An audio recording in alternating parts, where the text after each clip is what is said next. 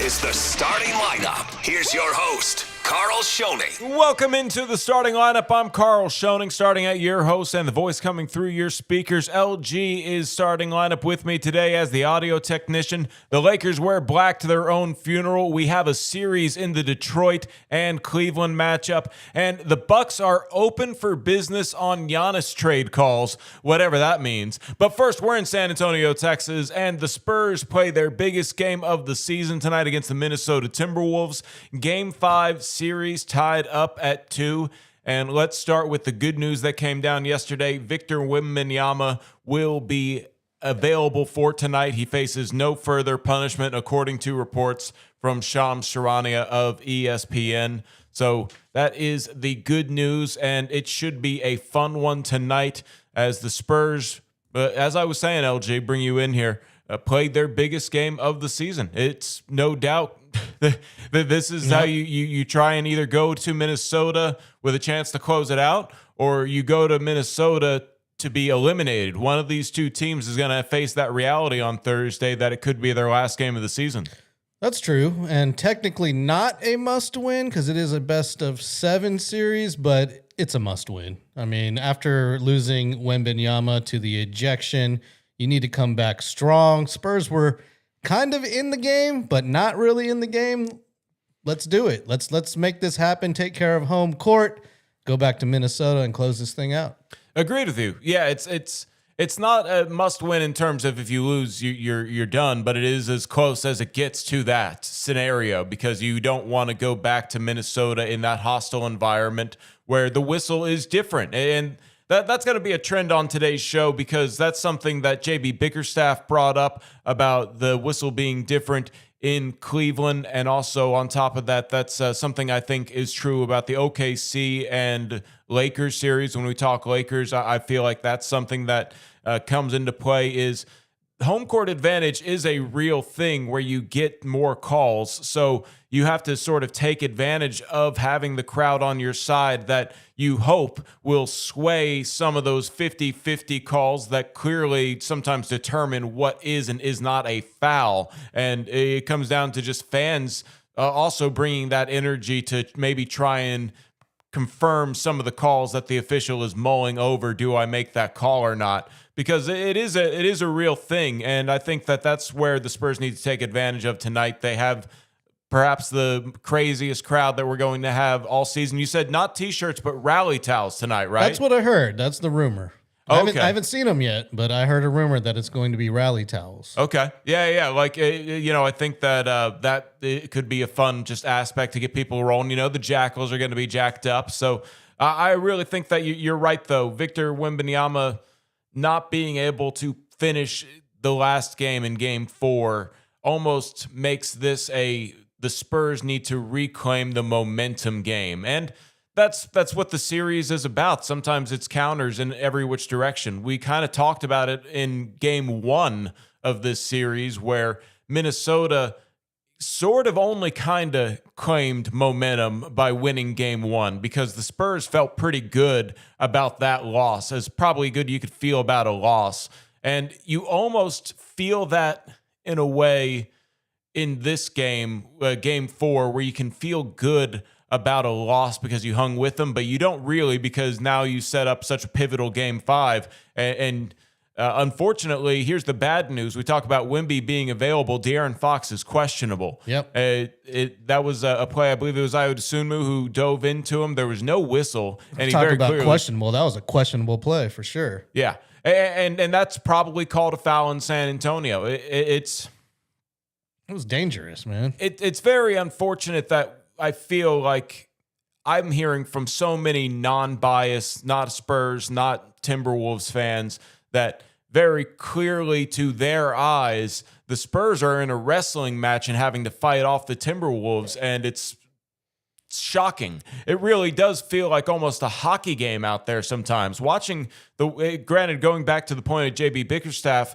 in Detroit, they had a bit more of a opportunity to play physical. That's sort of been taken away in Cleveland. And then when you have to adjust to the whistle like that, where you're so used to playing physical that you kind of have that taken away. And also just overall, they didn't do what they needed to do to generate other fouls the way the game was being called. You have to adjust to that. And I feel like the Spurs fans are going to come rallied up because of what just happened on Sunday. It was Victor Wembanyama, to maybe unfairly to many Spurs fans' eyes, ejected at the 8:39 mark of the second quarter. Well, I don't know about unfairly he ejected. He deserved to be ejected for the move, the elbow he put on Naz Reid. But it's what led up to it that's Spurs fans are complaining about being unfair. Yes, exactly. The elbows he took to the face, to the chest, the pushes in the back, the grabbing of the arm, nothing got called, and it just all led up to that moment there. If the refs would have called a foul on either person that was fouling him before the elbow was thrown, then the elbow would have never been thrown. Exactly. That's what I'm getting at with it's being unfair. You are supposed to defend players when they're getting fouled as the officials. You're supposed to do your job and call the fouls that keep a player from feeling like he needs to throw that elbow. I'll tell you this much. Wemby throwing that elbow has been called dirty by a lot of media personalities. Not one person in San Antonio has a different opinion of Victor Wembanyama if they don't feel stronger towards his support after throwing that elbow. They don't see it as dirty in San Antonio. They see it as him defending himself. A little dirty, but you can just brush that dirt off your shoulder and get back into the game.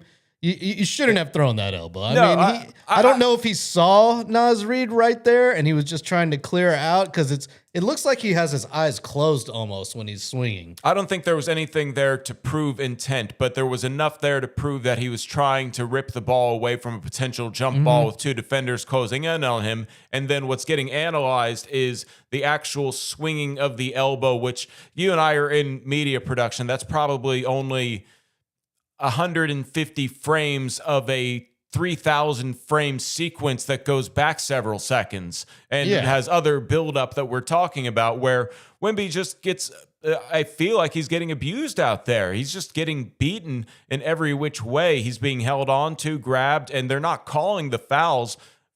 So now he needs to throw an elbow, and I think that's where we define the difference between dirty and self-defense, because like what Lou Dort did to Nikola Jokic, where he 90 feet away set a screen and then went right into Nikola Jokic's shin, that's dirty. And I guess there is sort of a spectrum to be had there where you might want to say, okay, this was dirtier than that and more blatant, etc. But it didn't feel like it was intentional. It was definitely, in my opinion, defensive. And that's where I was really surprised that they called it a flagrant 2, because he's also a superstar. So hopefully the Spurs get him going, because I think he'll be ready to feed off of those emotions of missing what to that point of his career was his biggest game with a flagrant 2 foul called on him. Yep, and no suspension, no fine. And Kendrick Perkins was mad about that.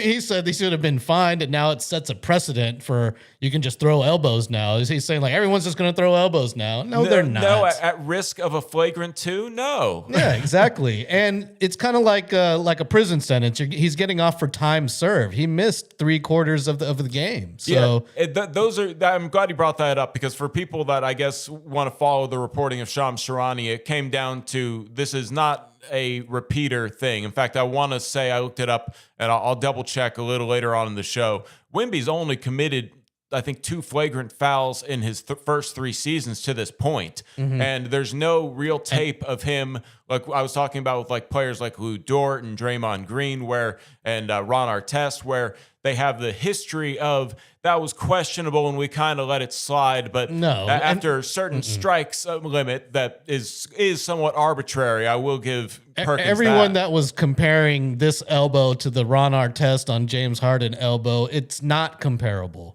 And then you're also talking about Ron Artest versus Victor Wembanyama. Like that's not particularly comparable either. And Ron Artest got a 7-game suspension for that and missed 6 playoff games. Yeah. And I think that it carries a little bit more weight where maybe that flagrant 2 is a suspension in the regular season, but the NBA knows that they can't. If they have that sort of level of leeway where we can or we can't, that is a can't situation. If it's the regular season and it really looked like there was something really dirty there that they wanted to make an example of, then they probably could have. But no, the NBA, I thought, was very fair on that after what I think a lot of people objectively will agree qualified for a flagrant 2 foul. However, the Spurs certainly excited to try and get a crack to take the series lead back in this series. 7 o'clock tip-off from the Frost Bank Center. It'll be a 6:30 Spurs radio game night. Dylan Emery gets you started with Spurs Countdown at 6 o'clock, all live from the Frost Bank Center. LG, you're out there, right? I'll be out there running camera 5, and we have a chat in here. Texas Latina 26 will be at the game as well tonight. Awesome. So we'll see you out there. Awesome. Yeah. I'm excited to see everybody out there. The Jackals, they've been making those friendship bracelets. So looking forward to seeing what the Spurs have in store. It'll be a fun night and obviously the biggest game of the season for San Antonio. We'll touch on that a little bit more. Giannis is available to be bid on, I suppose. Want to talk about that. And also a couple interesting games in the NBA last night. The Lakers teased us to think that there might be a game 5. They get eliminated. All of that coming up on the starting lineup and more as doing a late night show if you're watching on YouTube, but if you're listening in the future on the radio, we appreciate you tuning in on Ticket 760.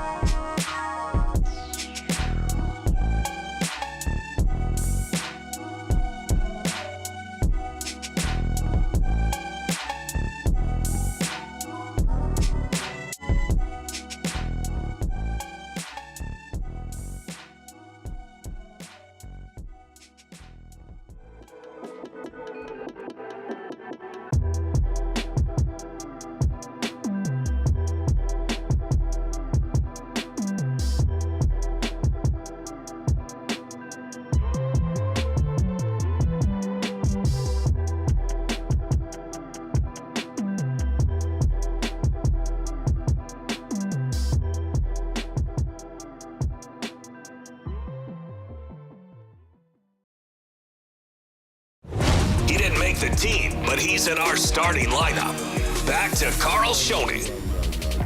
Welcome back into the starting lineup. I'm your host, Carl Schoening. LG is in here with me. You can get in touch with us on social media. I am on Instagram and X, the social media formerly known as Twitter, at OnAirCarl. That is Carl with a K, at OnAirKarl.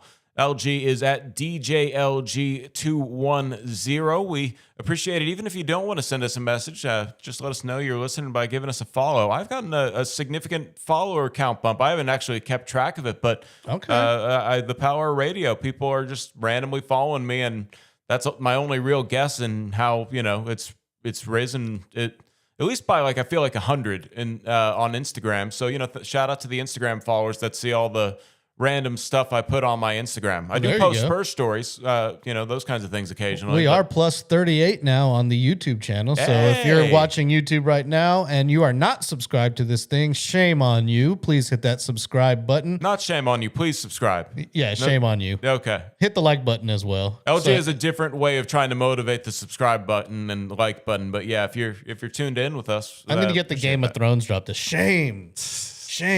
But yeah, follow us on social media as well. We're at Starting Lineup Live on Instagram and Facebook. The Starting Lineup on TikTok. Oh, yeah, that's right. TikTok. I with this, and this is a great example of it with this decentralization, because also we didn't mention Facebook in there, and Facebook used to be, if you didn't mention it, what are you doing? We're on there too. Yeah, we're on there too, but it's this decentralization of social media has really made me not even want to be on any social media. And I sort of have to stick with a couple OGs because it's contemporary for my general generation and people that I interact with on a regular basis. And that's Instagram. And X is really almost the opposite, where I will interact with strangers and have a good conversation and then realize that we both didn't understand each other the whole time. And it's a weird way to send mini novels sometimes, but it's an interesting challenge to do it within 240 characters because I'm not paying for premium. Not yet, anyway. Mainly because I don't want to pay for Twitter premium because, again, I'm not trying to do more social media stuff to an extent, but really, anytime I use the longer, like I write something longer than the standard 240 characters, I feel like I'm not arguing in good faith on X. It's meant to be you get your point across within the allotted characters. And when I see a long tweet that's more than the limited 240, I tend to just skip over it. I scroll. Yeah, nope, too long. I will occasionally check the see more, and then if I have to scroll down just to see that it's 15 paragraphs, I'm not reading that. It's not a tweet. It's an article, and that's what I think they actually have established is like, hey, you can write articles on Twitter. Cool, great. The worst is the people that will type out a blurb and they'll type see more. It's not the actual see more. So you tap on it and it opens the tweet and they get the engagement because you actually go into the tweet and they're faking you out. No, little tricks of the trade there. Yeah, and that's annoying. But I guess if you make it a thread, that might be a way to sort of. Yeah, we're also on Threads. We are on Threads. Yeah. Like we're on all the meta apps. Yeah, I'm proving my point with how ridiculous it is, and I feel like it's only going to be more decentralized when somebody figures out another good idea or VR finally takes off. There you go. It'll be interesting. But speaking of Twitter, follow us TSL760 on Twitter X. Yeah, there you go. Want to call it. I do want to say that this story with Giannis, I understand its current twist and turn, but it really caught my eye today because I think we knew that it was sort of blowing to the point where Giannis is going to be moved in some way or another. It caught my eye today, or I should say yesterday afternoon when this dropped, that Shams Charania tweeted out an article. He didn't tweet out the usual. I get Shams push notifications talking about why I can't really leave Twitter. This is how I find out Twitter information. That's a classic OJ one. Anyway, when I get to, I guess, the point of, I see the tweet from Shams. Shams then maybe adds one more little note about it, and then I get the notification that is basically the first two tweets in an article form for Shams. So the publication of ESPN.com gets essentially his 2 or 3 tweets and a couple more sentences to make it look like a legitimate article.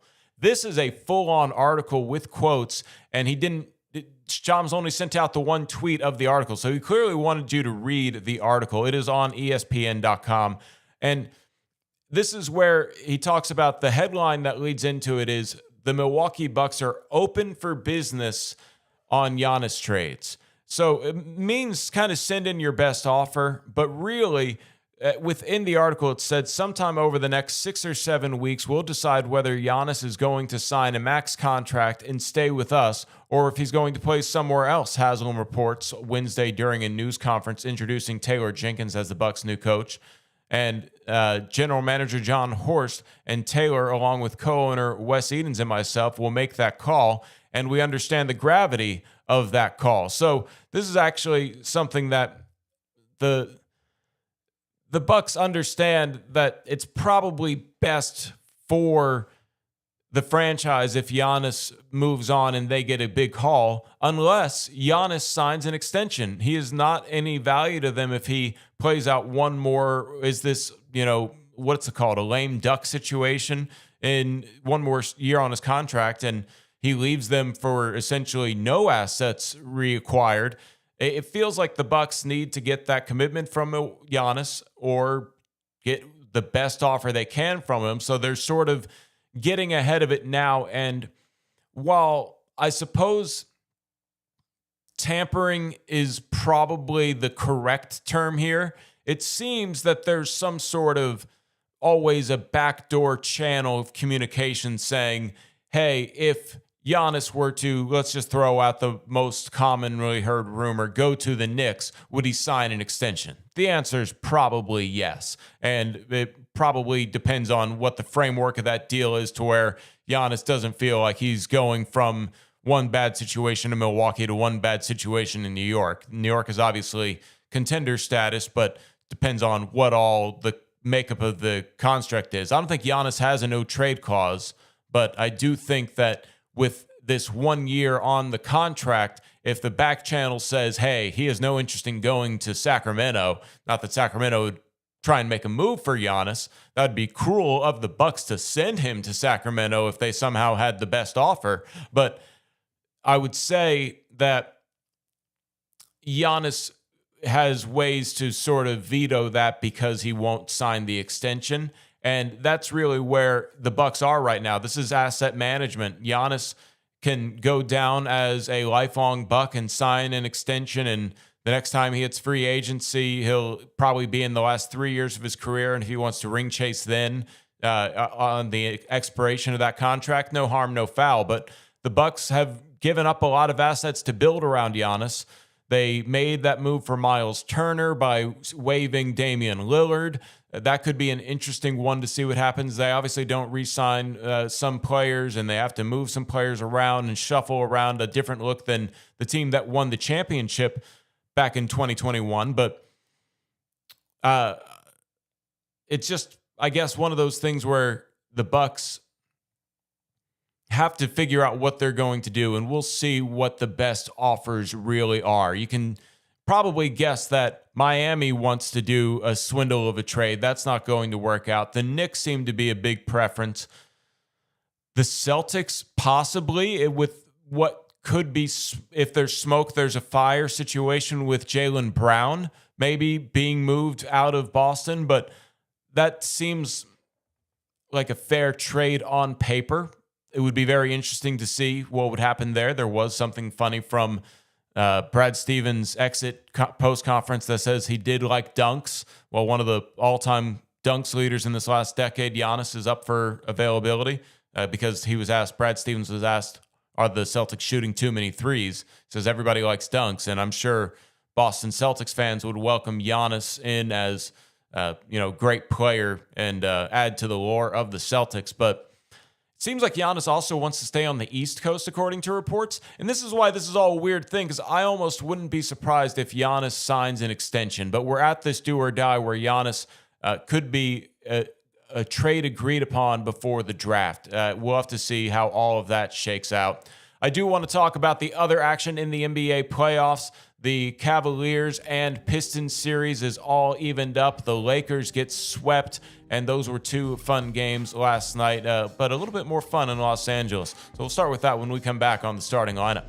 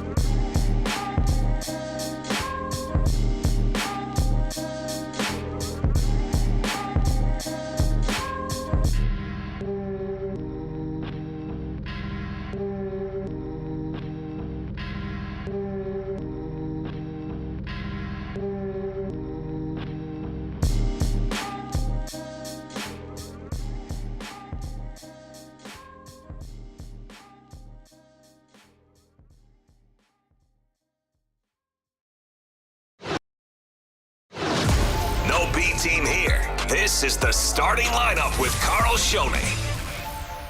Welcome into the starting lineup. I'm your host, Carl Schoening, halfway through hour one this morning as we are on Ticket 760 live on YouTube as we have an instant reaction to the Oklahoma City Thunder and Los Angeles Laker game. LG, we're recording this for the people listening on the radio. We just saw this, so I usually like to watch the highlights sometimes to remind myself of things, but I will say this was the most entertaining game between the Thunder and the Lakers all series long. Final score from Los Angeles last night: Oklahoma City wins the series in a sweep 4-0, 115-110.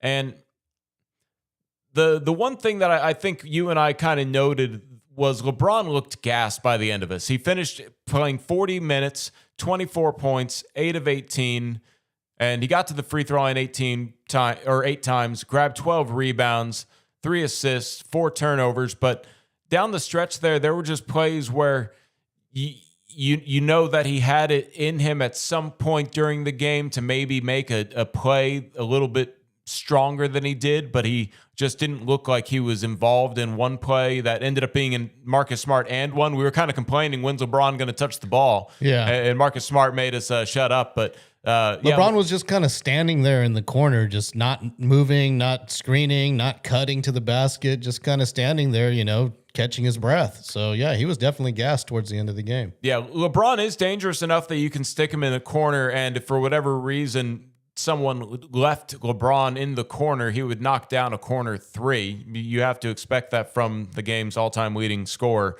But I feel for LeBron because Luka Doncic changes this series to at least be more competitive. I think it's at least going 6 with Luka. Oklahoma City might still win.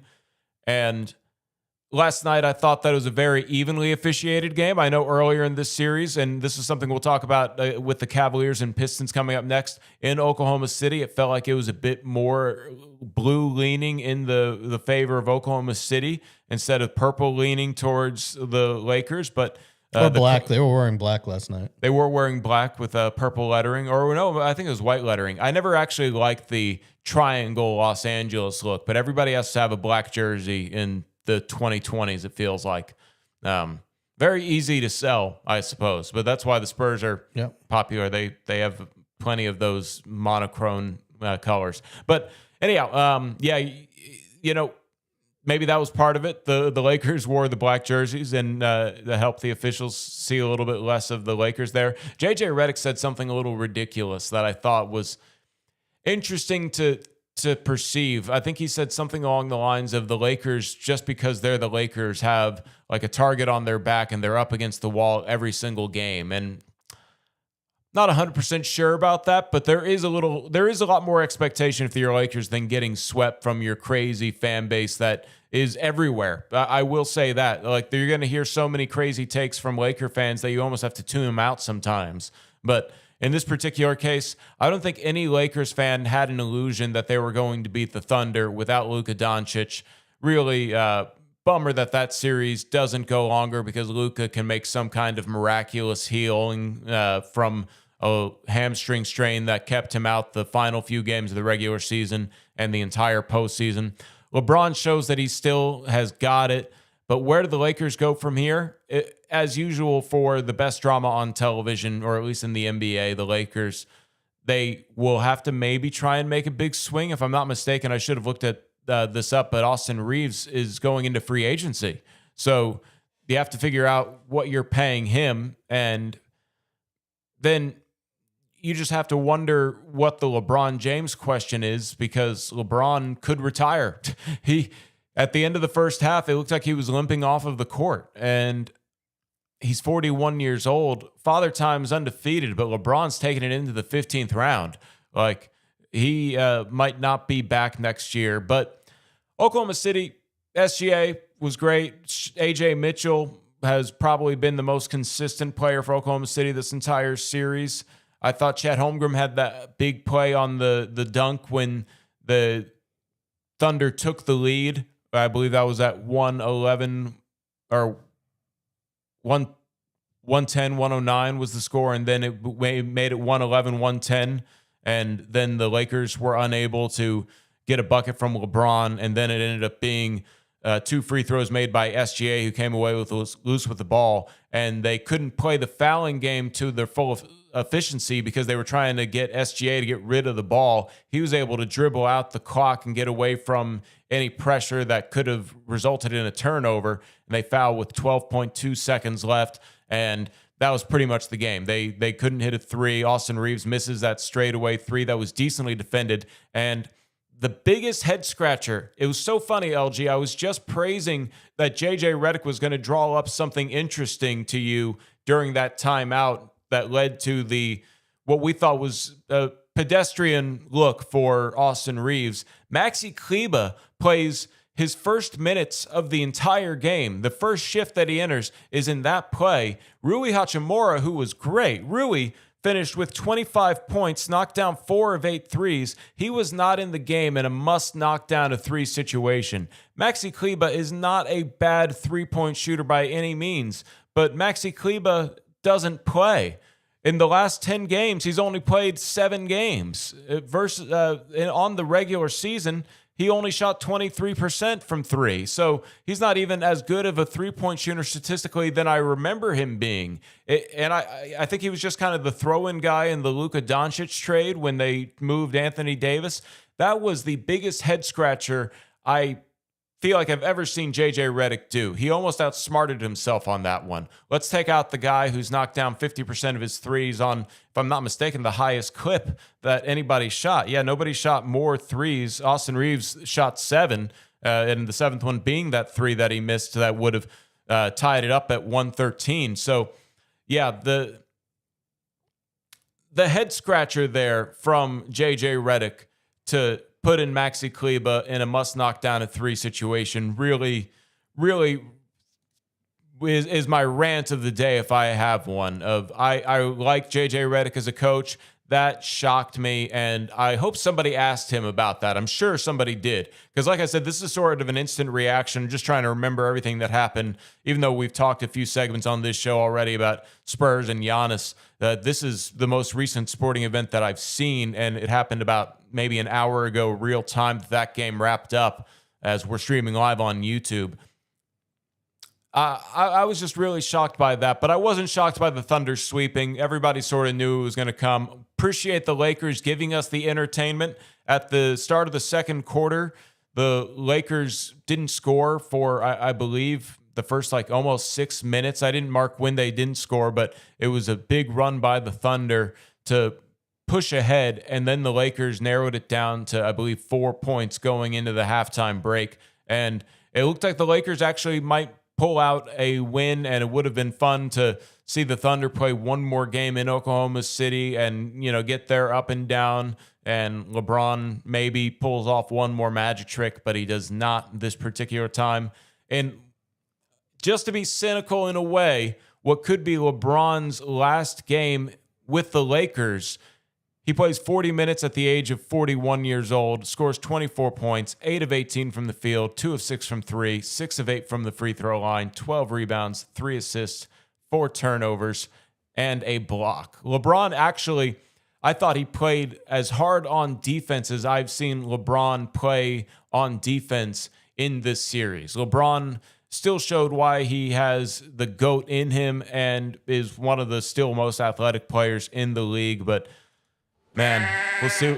Yeah. That's how you. If I ever see LeBron James, I'm just gonna bah at him and just say, "Oh, sorry, that's how you greet goats." Anyway, LeBron, very, very fortunate to be alive during and enjoy basketball during LeBron James playing basketball. I have thoroughly enjoyed watching him play basketball since I sort of was conscious of basketball. I was in 5th grade when he entered the NBA, and yeah, LeBron, if this was it's a shame, but it also shows his longevity. I don't think it's it, though. I'm pretty sure LeBron, I bet you LeBron's retirement tour is going to be sponsored. That man, if he says he has one more year, and I get the feeling we're going to know so we can all say goodbye, and he's going to do what Joel Embiid does and tough it out. But knowing LeBron, that could be when he's 45. We might still have 4 years of LeBron. I don't know what I'm talking about. Man spends $1 million a year on his body, and I bet you he comes back. I don't know if I would put money on it being the Lakers. That'll be an interesting offseason to watch, but it does suck once again that Luka Doncic did not play in this series to make things more interesting. Oklahoma City moves on to the Western Conference Finals. They will play the winner of the Spurs and the Timberwolves. Game 5 between Spurs and the Timberwolves tonight. We will talk that. But when we come back on the starting lineup, I want to talk Pistons, Cavs. Stay with us here on Ticket 760 and YouTube.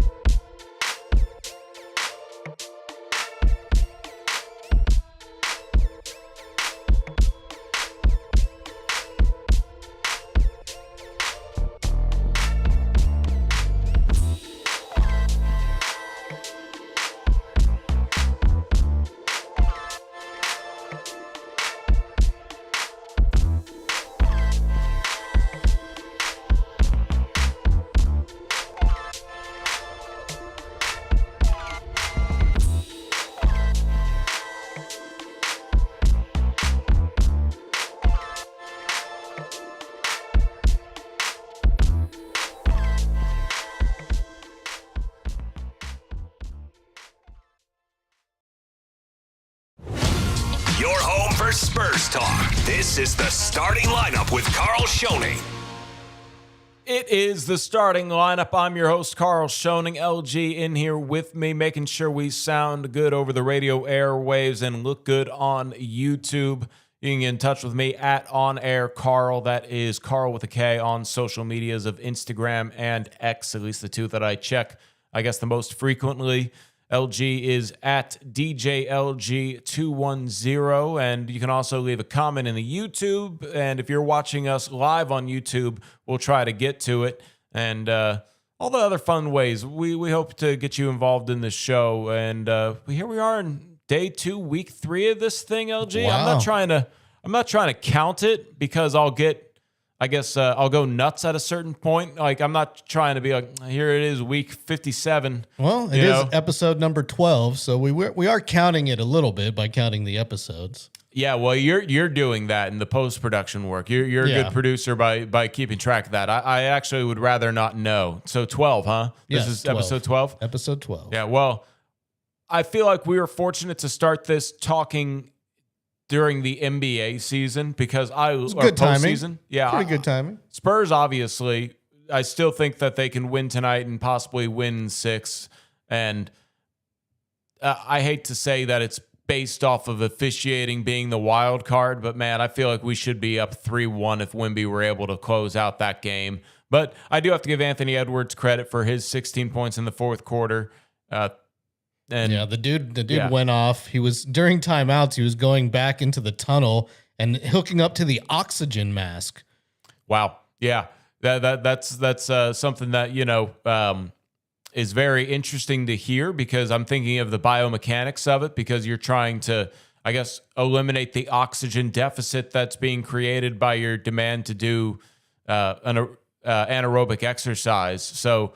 That's an interesting factoid there that I guess we have to get somebody who's really into medical science to be on this show and educate us on the things that I find fascinating that they could answer because I don't want to Google during the middle of the show and then trust Google. Especially when it just throws the AI answer at the top of the screen and then you just accept it. That's the answer. That's okay for sports talk radio, but I've seen some journalists do that and they were sort of like.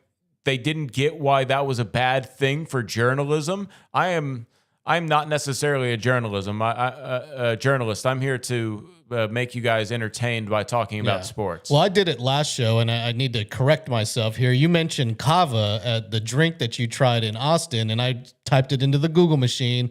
I was like, oh, yeah, cava's like a champagne out of Spain. And no, that's a different cava. That's C-A-V-A. The one you were talking about is K-A-V-A, which is a plant that they make tea out of the some South Pacific islands is where it naturally grows. And it's kind of like a depressant.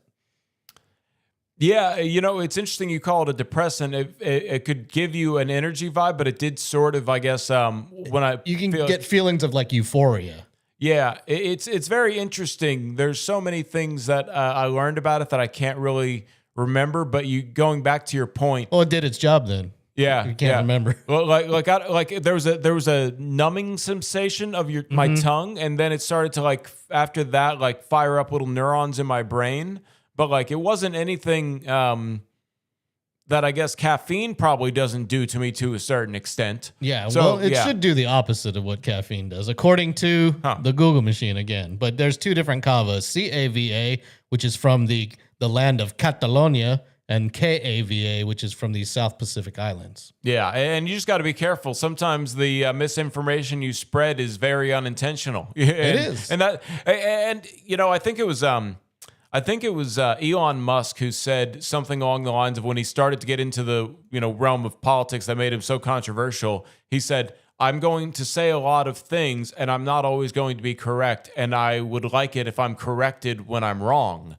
And that was a very refreshing thing to hear, but I think also people took it the wrong way of thinking that he was saying that I'm going to spread misinformation and it's okay if you correct me when I'm wrong. And it's very sometimes it comes down to personal preference on that, but then sometimes it's small mistakes like the difference between spelling a name with a C or a K. That's my life here. There you go. I have to say I'm Carl with a K. So yeah, be careful trusting Google's response is where we're getting on this, such as who's going to win the Eastern Conference Semifinals between the Cavaliers and the Pistons. I would not take that as gambling advice if you ask Google AI to give you an answer. And sometimes it'll even say, hey, I don't know, but here's my guess. And I would have to say, I don't know, here's my guess. Pistons have a different whistle in Detroit, and that's something that I think JB Bickerstaff wanted to really talk about when it came to the free throw disparity.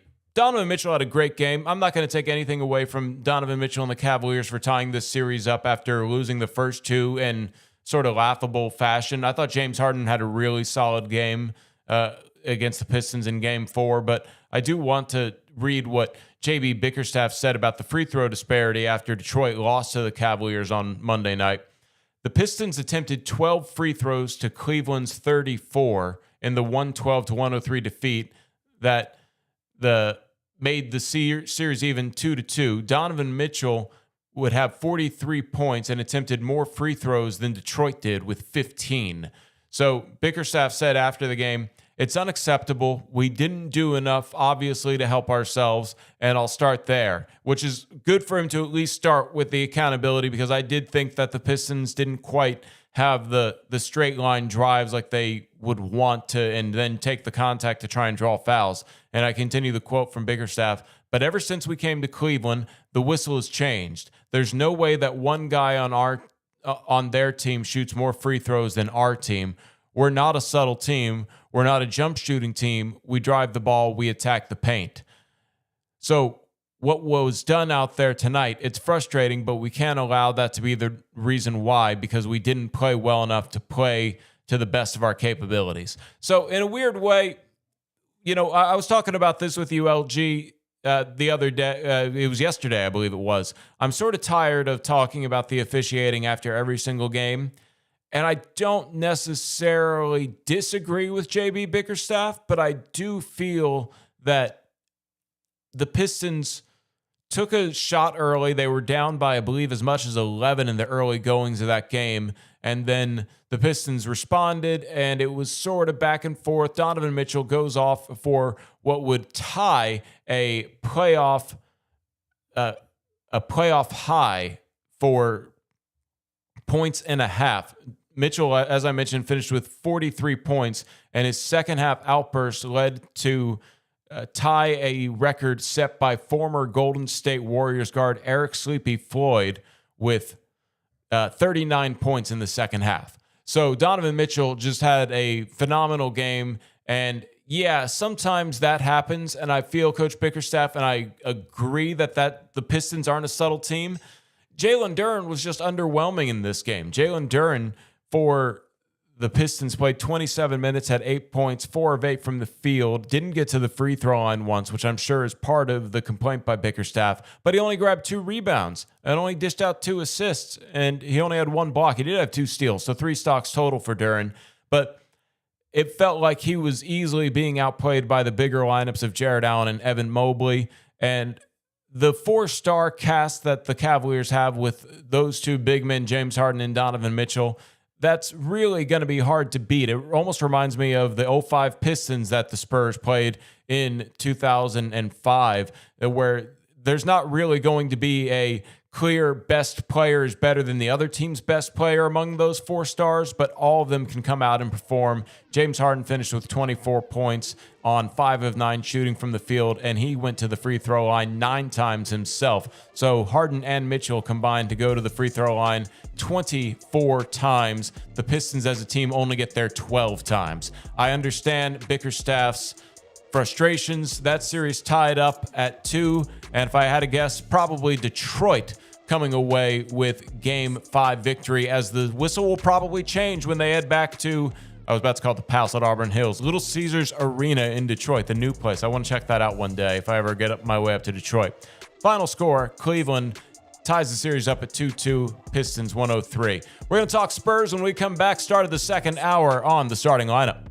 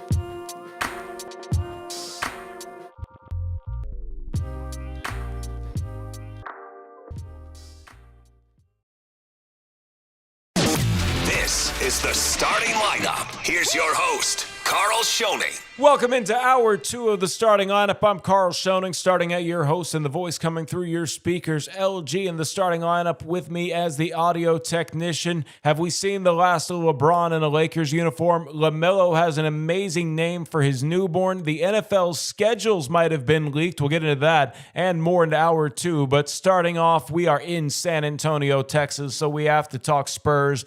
Biggest game of the season tonight as the Spurs will be in a pivotal Game 5 hosted at the Frost Bank Center against the Minnesota Timberwolves in the Western Conference Semifinals.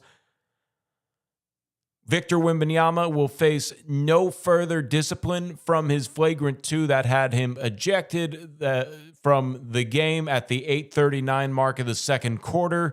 There were a few reasons and suspicions of why given by Shams Charania, mostly because there's no real prior incidents that would warrant a suspension. And the Spurs also lost him for almost 70% of the game, or maybe more than 70% of the game. Don't ask me to do math. As they say in the judicial system, time served. Time served. Time yes. served. So, yeah, I think Victor Wembanyama is going to come out like a caged animal, ready to get out there. And we've seen Wemby's best games in the playoffs just in the last couple of weeks because this is his first playoff run. Does he have a new best game in his playoff career in San Antonio in what we talked about in the first hour? Not necessarily a must-win game, but it's as must-win as a must-win game can get without being a must-win game. Yeah. If they lose this one, then every game is a must-win game after that. Because if you don't win, you go home, you go fishing. This is why you win 62 games in the regular season. So you have this second-round matchup, home court advantage. Spurs won back home court advantage in a phenomenal best of his playoff career performance from Victor Wembanyama in Game 3 with 39 points, 15 blocks, or 15 rebounds and 5 blocks on 72% shooting from the field. They lose him after only 12 minutes played in Game 4. Spurs do have some bad news on the injury report. De'Aaron Fox is questionable, and that is certainly not ideal. I hate that he's sort of become a scapegoat for Spurs fans to get mad at and maybe, blame for a loss. But he played really good in Wembanyama's absence two nights ago. But he didn't perform down the stretch. And, you could pick and choose at who you want to blame for that game. And obviously it's a team game, so you can't just put it all on Fox, but he did go kind of cold towards the end there. Yeah, but he did do his part scoring 24 points. He did. And he did. The Timberwolves go on their own run, and there's obviously some other issues that I have with things that were called a foul, such as when I believe Naz Reid was essentially mauling Steph Castle, and then they eventually call a foul on Steph, trying to just get him off of him. That was very confusing, where the arm was tangled up. How about when Carter Bryant got pushed into the guy who was setting a screen, and they reviewed it and called the foul on Carter Bryant? I wanted to throw a remote at the TV screen at iHeart Studios. I didn't, obviously, but it was very frustrating to see how that Game 4 was officiated. And that it even goes to, once again, the elbow that ejected Wemby. There should have been a foul that didn't allow it to lead to that point and lead to Wemby. Unfortunately, I think it's fair to say maybe getting his emotions the best of him, but I don't even think that it's that. It is unfortunate that it did look like enough of a excessive is what they, I believe, used for flagrant 2 to be called. And I just think that he's going to come out and play. And, you and I were talking about this. And in fact, I don't even know if you knew this. the Spurs radio network, we always have a post-game interview. And on wins, it's a player. And on losses, it's assistant coach Matt Nielsen. Matt Nielsen once coached the Austin Spurs. I believe that was the Gubble year. He's been on the coaching staff forever. He used to warm up Tim Duncan. So I always appreciate his thoughts. And he's an Aussie, so I learn a little bit of Australian sometimes in our post-game interviews with him. But unfortunately, we only talk to him after losses, so he's not...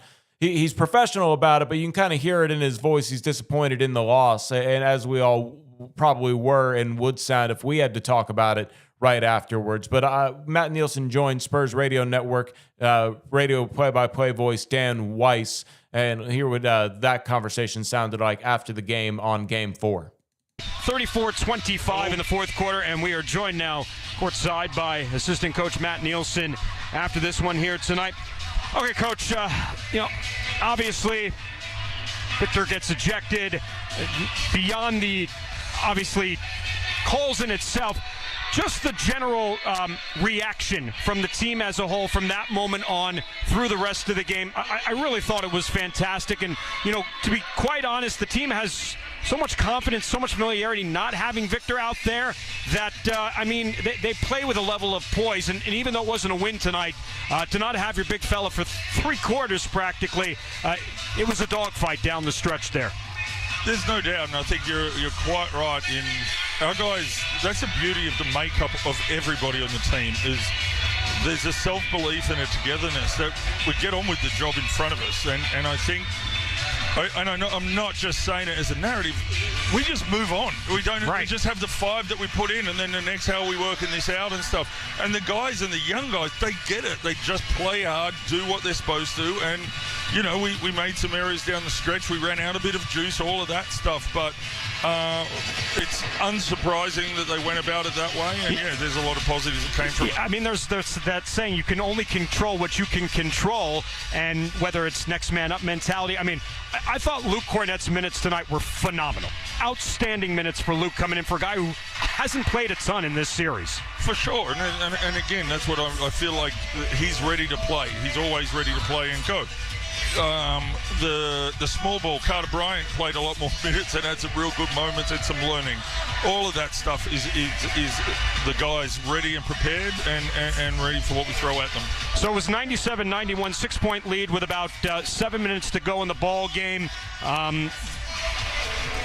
Just tell me, in your mind, the looks that you got there in the last 5-6 minutes, was it just a simple matter of you got good looks, the shots just didn't fall?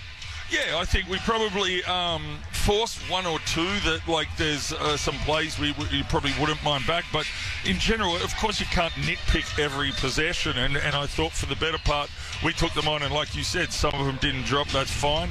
And probably just let them get a couple of sneaky ones that were making it harder for us to keep up with. But again, lot of positive to take out of this. And I think...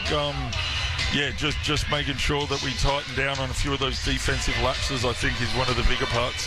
What have the guys learned about playoff basketball in as far as treating every single possession kind of as if it's your last possession, and with the amount of importance in the postseason as compared to the regular season? Yeah, and look, we're learning. It's literally learning on the job, and I think the guys have done a good job. I think we learned a lot from Game 1 in this series and the way we went about the next couple into this one as well. This game threw something different at us, and I'm all for it. I'm all for what these guys are going through as a group, because obviously some of these guys have had some experience, a lot of them haven't.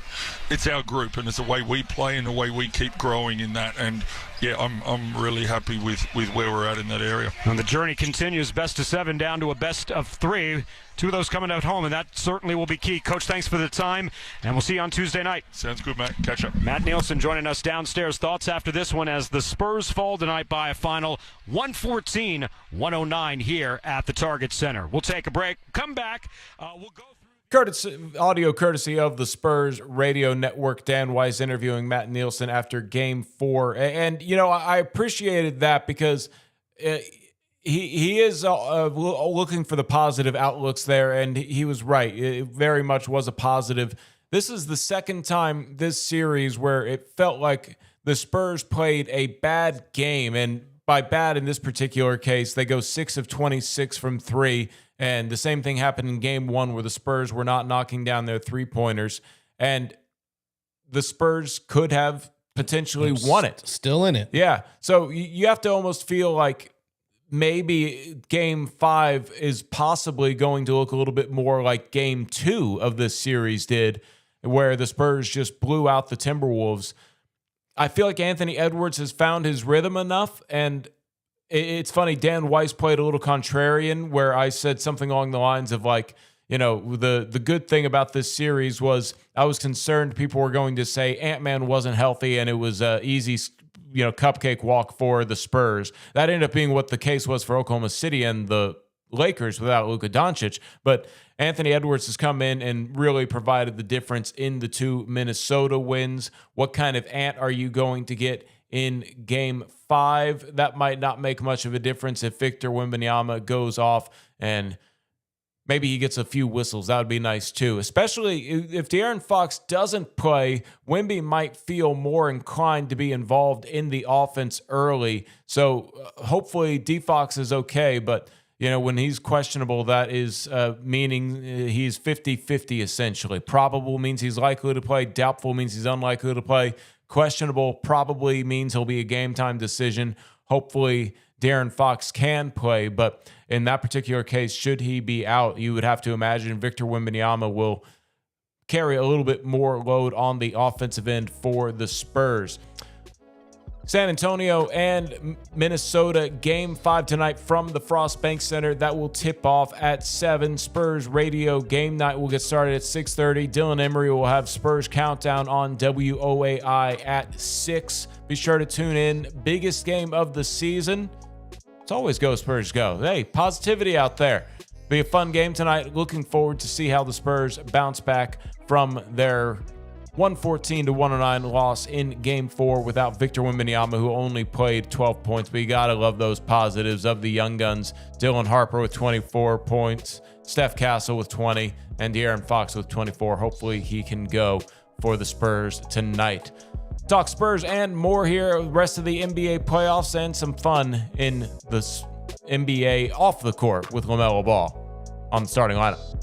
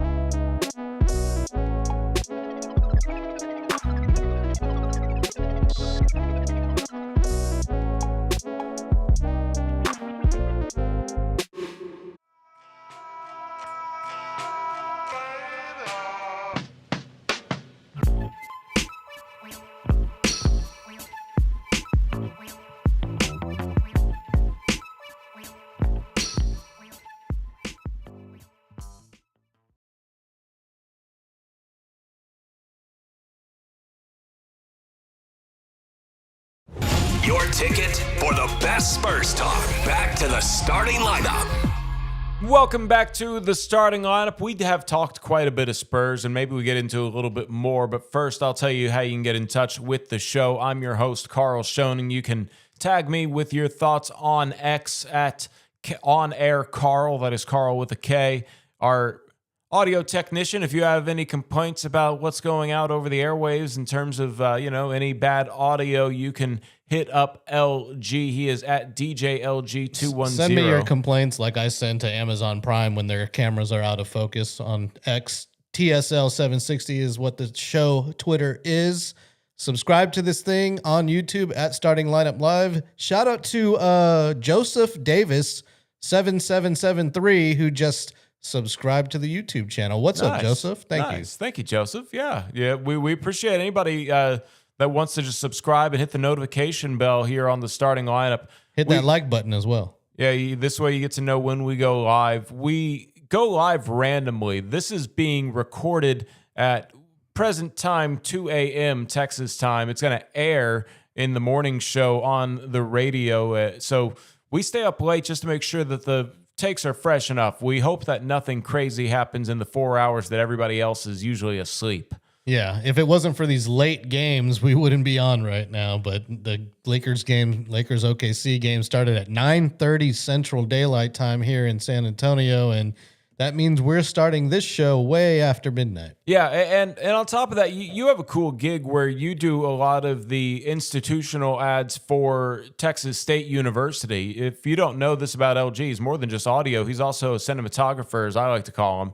You say that's not accurate, but I say it's accurate. Yeah, I say it's accurate by my definition of what I would say I'm a camera operator or a videographer, not a cinematographer. Yes, fair enough. He definitely knows how to work a camera, and he will be operating some this morning at Texas State University. I have to be in San Marcos at 8 a.m., so I'm not going to get any sleep tonight. Beautiful place to be at 8 a.m., though. I love golden hour with the sun rising in San Marcos. It is truly like a hidden gem right here between Austin and San Antonio. We both went to Texas State, so we're a little biased, but it is a nice city, and it's worth a day trip up there if you're in San Antonio. You've never been. I didn't appreciate it as much as when I was a student up there. I didn't appreciate the city as much as I do now. I actually really, really love the city now. They've made a lot of improvements, and I would consider living there. Yeah, they have bike lanes if you're into that. I would love to live just off of the square if I could find a house, and they have a lot of little neighborhoods out there.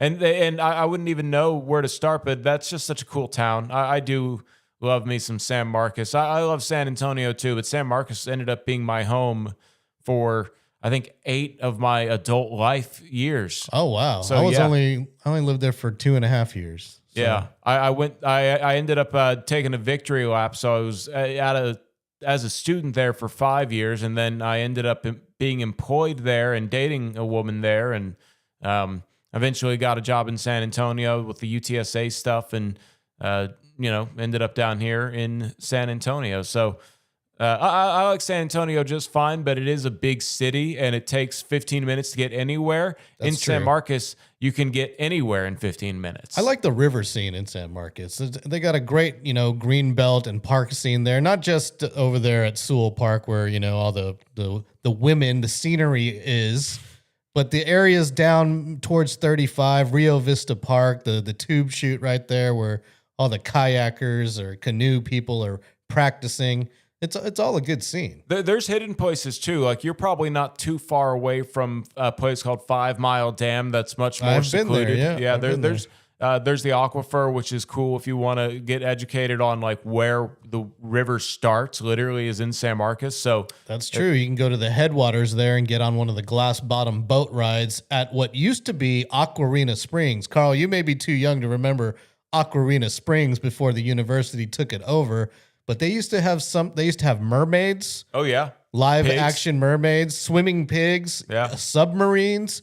You would take a submarine, they called it the submarine theater, and it would sink you right down into the springs, and you'd watch like a mermaid show where people would dress up as mermaids and swim around and do like a performance. I actually just missed that, and I'm so sad. But, the other side of that is it's a growing city because of where it is between Austin and San Antonio. I'd say it's actually just on the edge of either greater Austin or San Antonio area to where it'll eventually grow into its own city, sort of like as if there was a city that you would say is between Dallas and Fort Worth. And if you're from the DFW area, I'm sure there's a place or two that's just a ridiculous area. But I would say New Braunfels is the edge of the greater San Antonio area, and Kyle is the edge of the greater Austin area. And San Marcos, it has right a nice in the little middle. nick there. Yep. And there's a multi-million-dollar film studio being built out there that should be opening up in August of this year. So San Marcos is about to turn into a little mini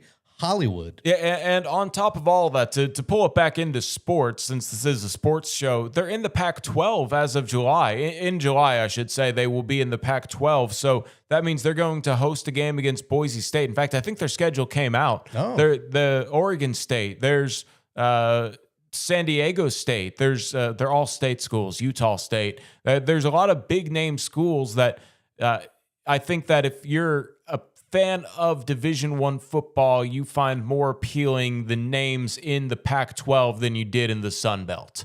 That just seems to, and you'd want to go to some more of these places. Everybody wants to go to San Diego. The great excuse to go to San Diego is for a Texas State, San Diego State game. Yeah, I'm looking for a job. If you're hiring in San Diego, I'd like to make a move out there. So, Padres, you hear me?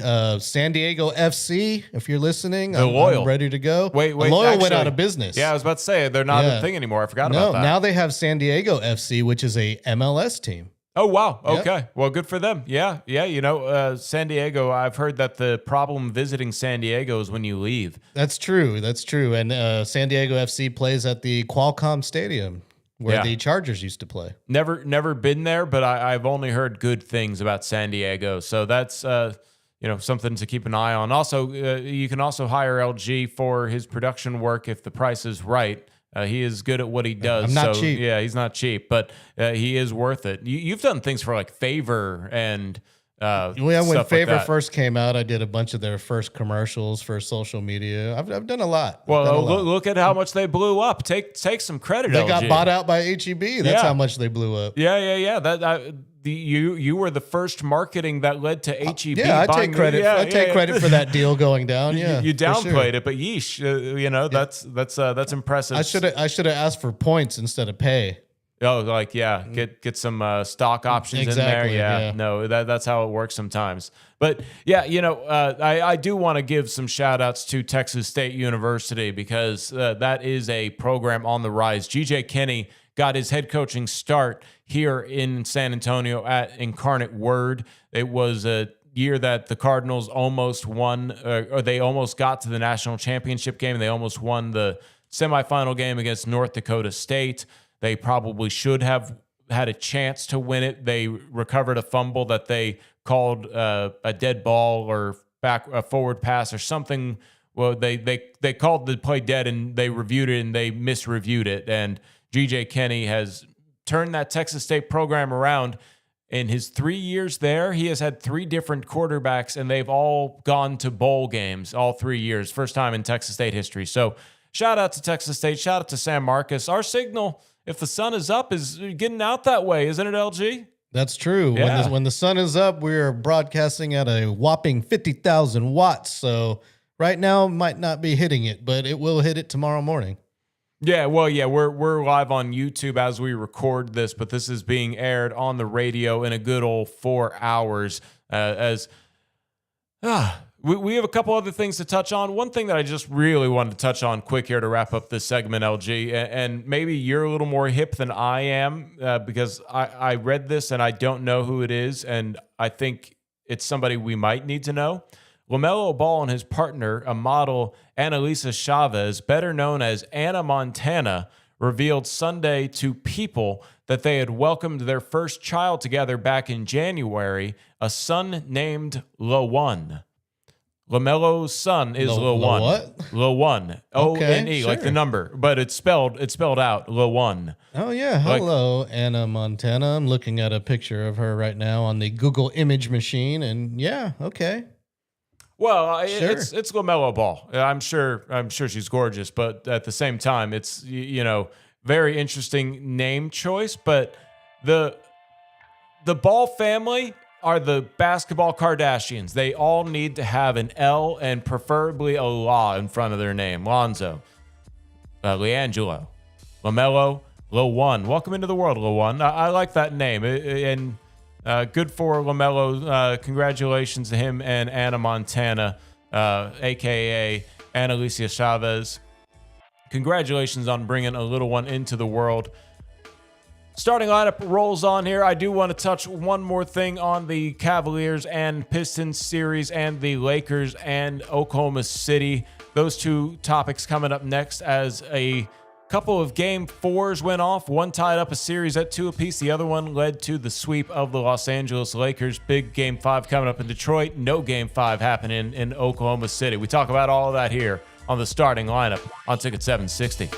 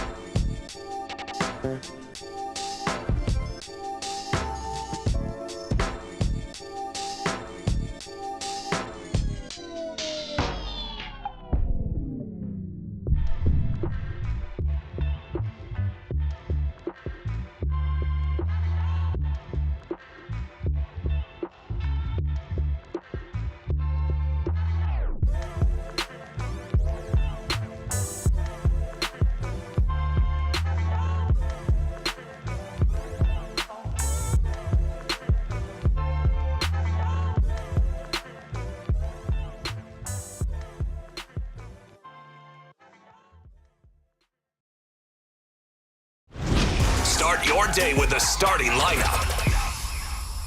It is the starting lineup on Ticket 760. I'm your host, Carl Schoening, LG in the studio with me this evening / early morning as we talk some NBA playoffs. The Lakers season came to a close as expected in a 4-0 series sweep to the defending champions, the Oklahoma City Thunder.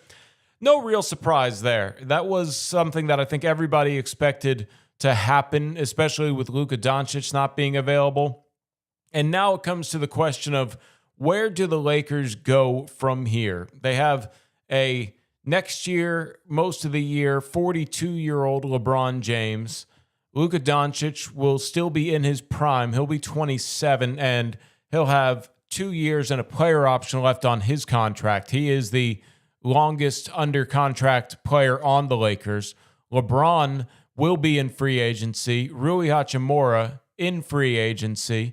Luke Kennard, free agent. Maxi Kleber, free agent. Austin Reeves, all but assured to take his player option and enter free agency, as he only has an option for $14 million.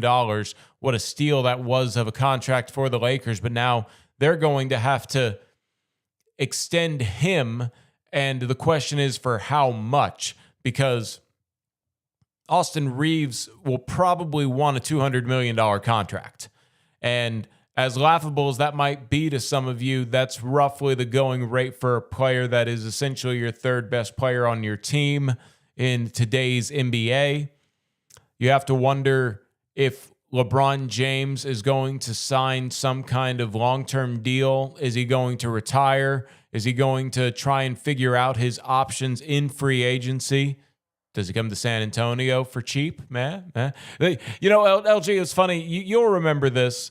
There was a stretch there where the Spurs were a place that players went to try and win a ring in their last couple of years.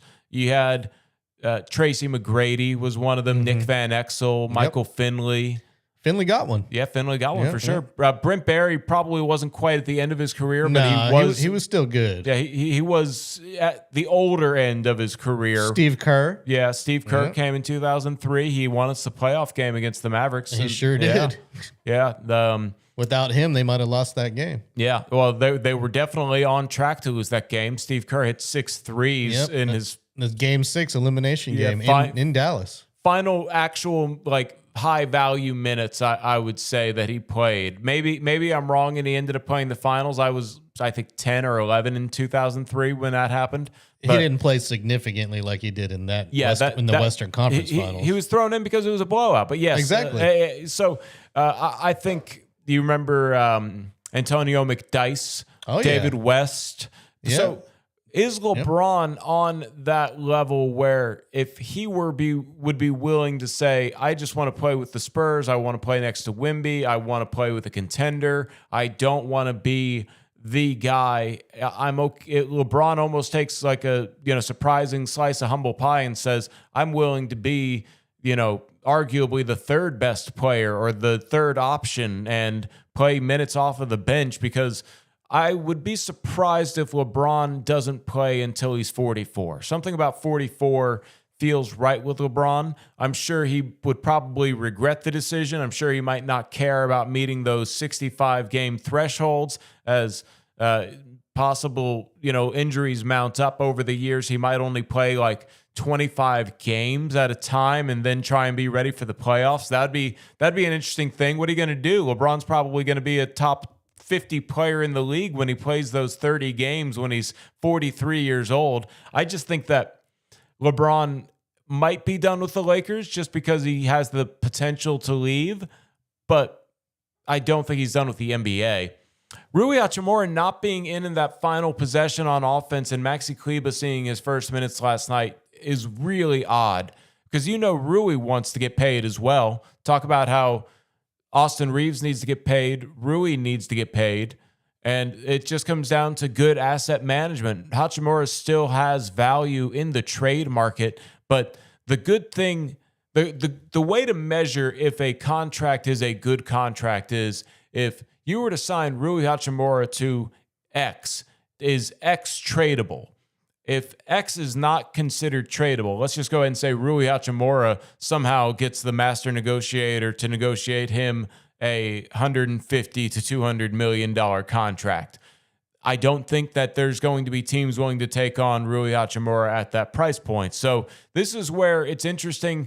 Maybe just 5 or 6 years ago, definitely in the teen years of the 20s, there was sense that you would just automatically get a max contract, and then they've established the different values of how the maxes come out, and now you almost have to look at free agency isn't that much of a thing. There's just a lot of maneuvering of these numbers, so there's probably not anybody that's going to be able to give Rui Hachimura the money that he might be asking the Lakers for. So thus the Lakers need to decide if, hey, we're aware of the market, we sort of control your trade rights, so it would have to be a really good sign and trade for us to give you that kind of number, but you get that money elsewhere, is what could potentially happen with these players that they have the rights to, including LeBron James. So what happens to the Lakers moving forward? They just build around Luka Doncic. How do they do that? Your answer is probably as good as mine. They're depleted of trade value. They'll have the 25th pick in this upcoming summer's draft. Is the 25th pick going to make them better than the Thunder? Nope. If they run it back with this roster, are they going to beat the Thunder or the Spurs next year? Probably not. What kind of value can really you get for LeBron James? Nothing if he retires. And not that they were ever going to trade LeBron James. LeBron James might be one of those guys that only on paper has ever really been traded, such as when he did the sign and trade to Miami. But when it comes to the actual asset collection for the Lakers, I don't know what they do from here. We'll have to keep an eye on the Lakers during the offseason, because they're always an interesting topic of conversation, and sometimes it's all Hollywood, but it is drama that helps fill segments on radio shows. That's true. And speaking of which, Spurs fans, would you welcome LeBron to the Spurs bench? I don't think I would. What? No, I don't think I want him. We got young guys. We need young guys in here. We got the future here. We don't need to be bogging him down with old LeBron. I mean, I'm sure he can contribute, but I don't think it's the direction they need to head. The reason I'm sort of saying I can be talked into people's reasoning is because that starts with something along those lines, like you said, is that the Spurs are just so stacked with such great young talent. Exactly. That it's not like... If he signs for like the league minimum, maybe. Maybe I'll welcome him in. You give LeBron the MLE at least, which he is not a mid-level player, but that's what it is. Mid-level exception means it is the average salary of the NBA players. So LeBron is at least worth those kind of questions. And the Spurs will have their own questions to answer in the offseason. We'll talk about that when we cross those bridges. But the Spurs are going to try and continue their season and fend off those offseason questions by coming away with a series win this week. That will start with tonight's game against the Minnesota Timberwolves, Game 5 at the Frost Bank Center. The Spurs hosting the Timberwolves in what is as much of a must-win of a non-must-win game for the Spurs, as they want to retake the lead in that series against the Minnesota Timberwolves. Touch on that, touch on the Pistons-Cavaliers series as we wrap things up here on the starting lineup.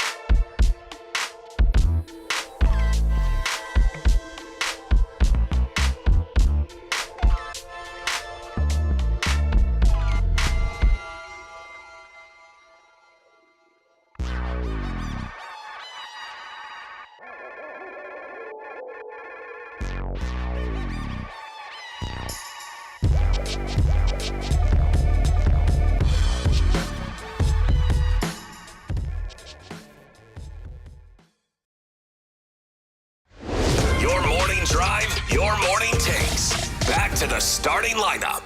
Hour 2 of the starting lineup wrapping up. I'm your host, Carl Schoening. If you're listening in the future on the radio, Dan Patrick coming up next on Ticket 760. LG in here making sure we sound good over the radio airwaves, look good on the YouTube live feed, which it is currently almost 2:30 as I wrap up this segment. And LG, I have to say that the Spurs have their biggest game of the season tonight. Victor Wembanyama I'm going to project that he has his best game of the playoffs.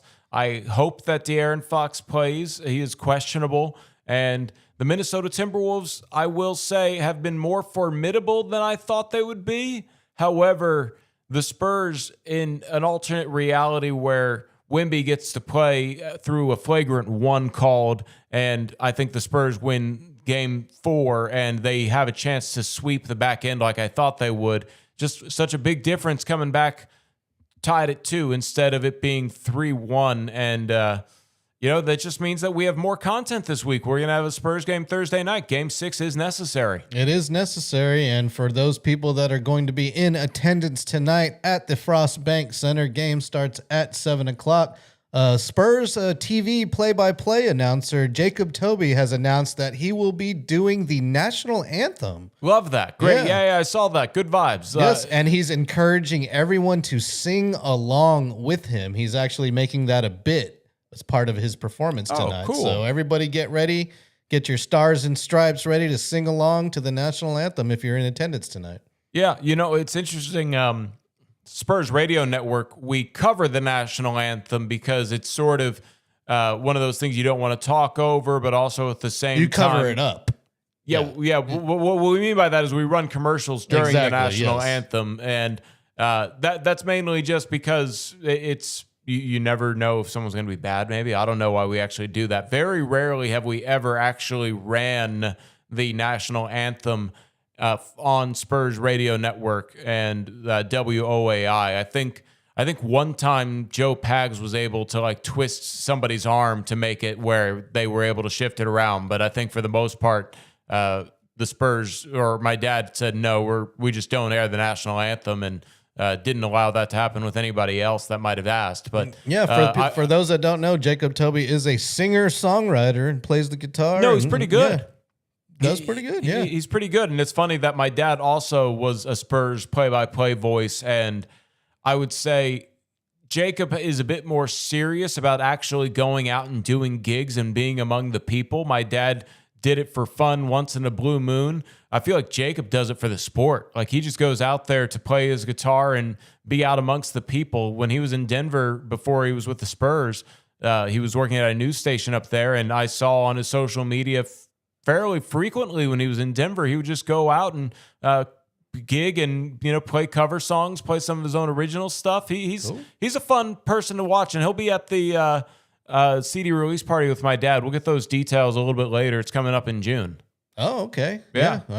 I'd like to go. Yeah, get those details. We need to promote the heck out of it on this show. Yeah, for sure. But yeah, that's a nice touch. But when it comes to basketball, I feel like the Spurs are very fortunate that Dante DiVincenzo isn't in this series. It would be, I would probably project it to be Spurs in 6 with DiVincenzo. I thought that the Spurs had a chance to sweep this series. If Anthony Edwards didn't play in either of the first 2 games, he does, and he wins them game 1 essentially with his 18 points in 25 minutes off of the bench. And he could have fooled me. 2 bad knees.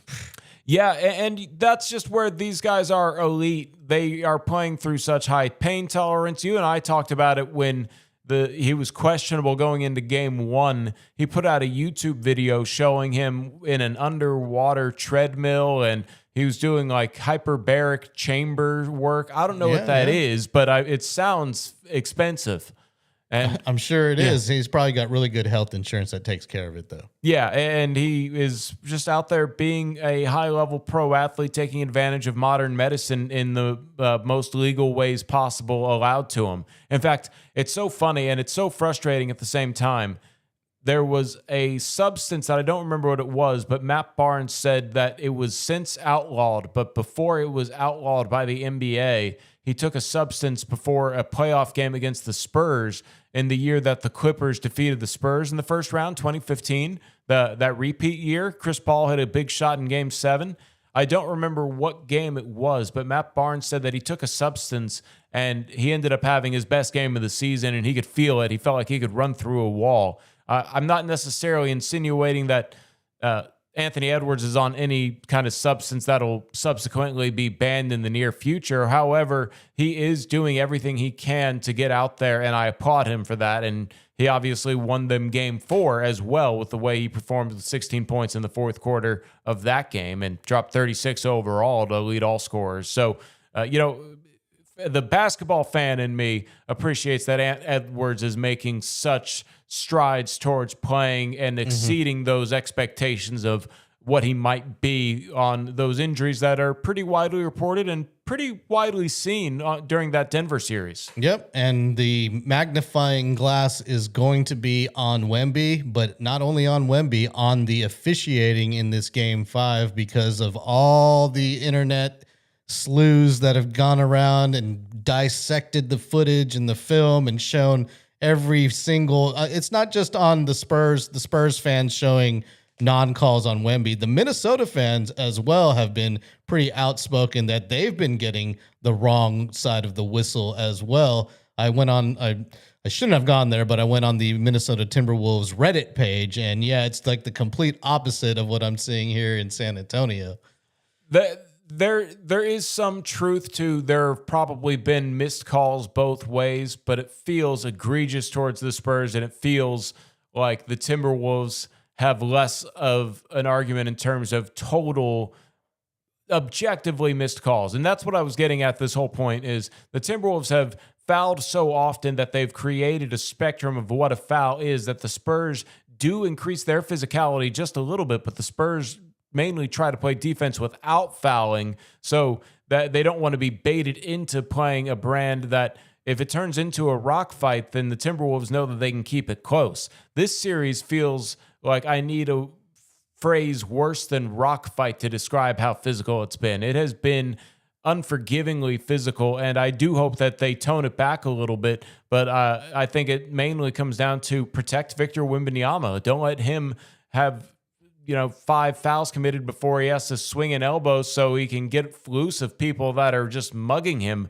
when he's trying to go for a rebound. That's what I hope the bare minimum is for the officials tonight, is they call some fouls that would be called fouls very clearly any other time. And it's not even playoffs. It feels like it's almost specifically Wemby. So, that's something that Shaq had to deal with. That's something that Wilt Chamberlain had to deal with. Neither one of those guys had the power of social media to constantly critique these officials. And hopefully that public outcry of look at what they're doing to the best player in the NBA leads to sort of Jordan rules in a way where, the bad boys Pistons tried to beat up Michael Jordan and the league stepped in and said, don't think that we're going to let that slide. It's Michael Jordan. Well, speaking of social media, I have confirmed on the Spurs Facebook page that rally towels will be there. And if you're watching live on YouTube right now, I have a picture of them up. They are black towels that say Por Vida in the Fiesta colors. I don't see it on my end of the monitor here. There it is. Oh, that just popped up. Maybe you're seeing it a little bit better on your end, but they did look cool. I saw it flash for a second, and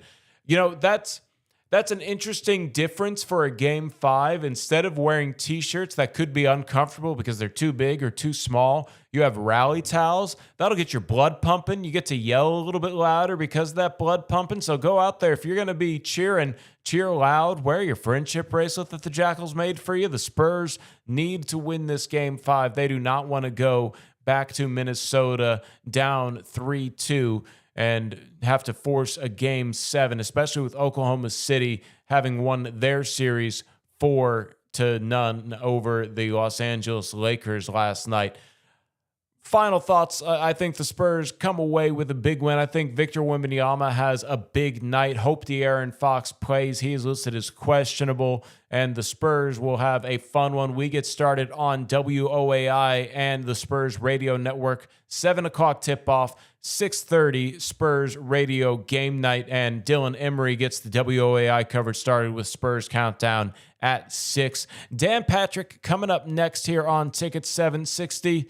Hey, we're halfway through our third week here. We appreciate everybody tuning in here to the starting lineup, whether you're watching us live whenever we go live on YouTube, or you're watching us in the future on YouTube or on a podcast, or you are listening to us on the radio. It has been a fun 3 weeks here, and hopefully the Spurs give us a reason to celebrate tomorrow, because we will be diving into every aspect of that Game 5 between the Spurs and the Timberwolves. And of course, Game 6 necessary. We'll hit all angles tomorrow at 6 a.m. here on Ticket 760. This is the starting lineup. Dan Patrick's next.